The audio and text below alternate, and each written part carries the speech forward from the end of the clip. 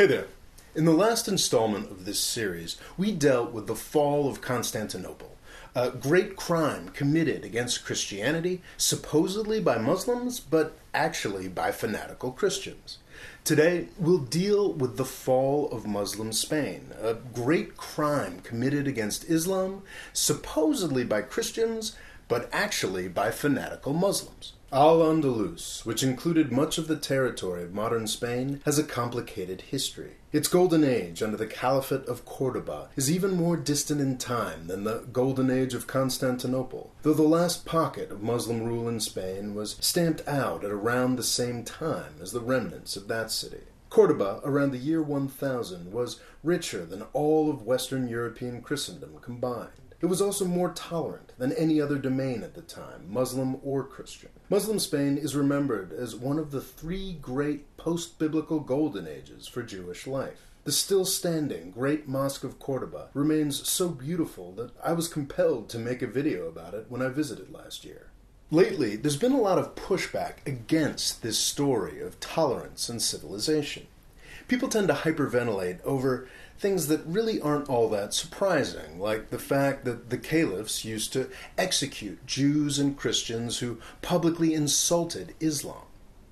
This whole genre of historical revisionism relies on a high degree of ignorance. Folks who praise Al-Andalus never claimed that it was an amazingly tolerant place by the standards of today. It was just miraculously better than the savagely brutal, murderous dirt farm that the rest of Europe and most of the rest of the world was at the time. Next door, in what was becoming France, at around the same time, Christians were massacring hundreds of thousands of Christians for getting the details of theology wrong. In Muslim Spain, you could practice a religion different from the folks in charge, and as long as you paid some special taxes and kept your mouth shut about Islam, you could survive, and even prosper. By the standards of the year 1000 or 1200 or even the year 1600, that was amazing.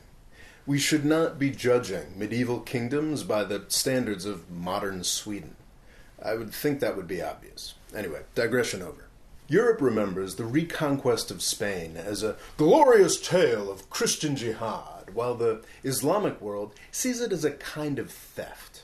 The loss of the glories of Córdoba is seen as a tragedy by some Muslims, and it is.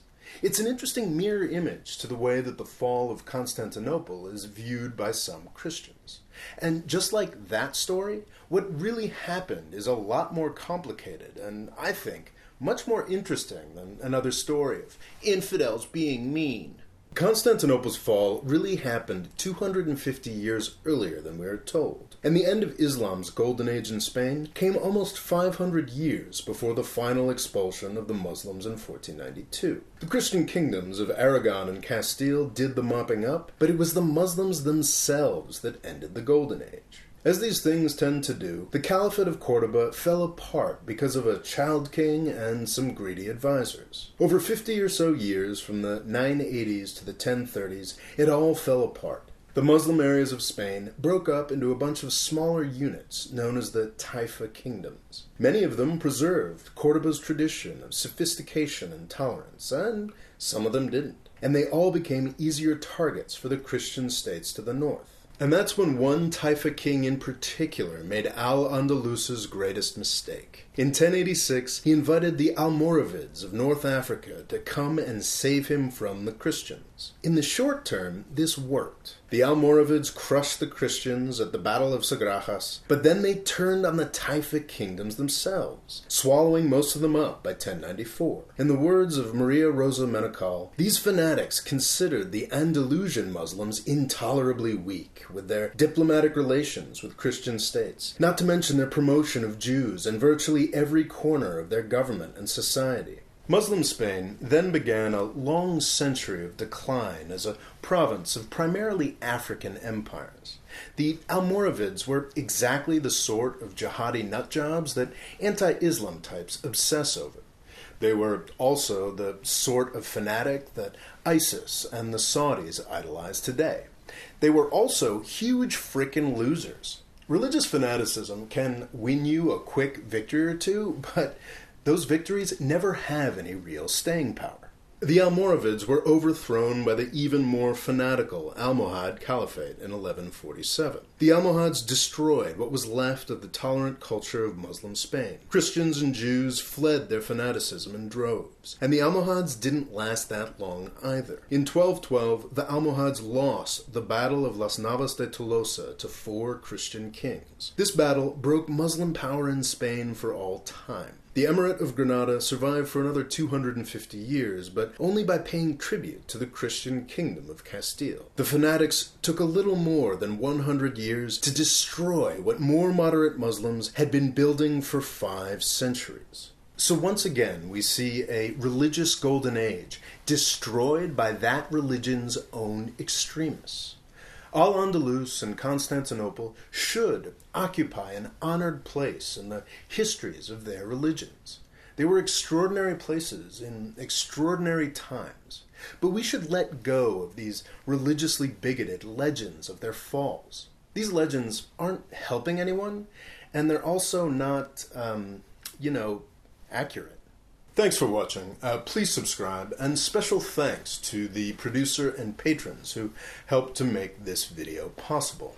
With this video, I have now completed 2 of the 4 things that I promised in my thank you video 6 months back. I'd like to take this opportunity to suggest that perhaps a few more of you might want to join these patrons over here. We've only got 6 months left in the this year's fundraising cycle, and donations have kind of slowed down over the past month or so. I have to acknowledge that I am falling behind on that book that I promised. Avoiding the British Empire will try to draw out the lessons of the fall of the British Empire and apply them to the U.S. empire today. It turns out that writing a book is hard. I've never really done that before. I'm about a third of the way there. I am posting progress updates on Twitter at RobOLong, and if you sign up for Patreon, you can get a sneak peek at some of the chapters I have finished. Thank you all so much, not just the patrons. This project has now continued for almost 4 years, and it would not have been possible without all of you viewing, liking, sharing, commenting. You guys are amazing. Thank you so much.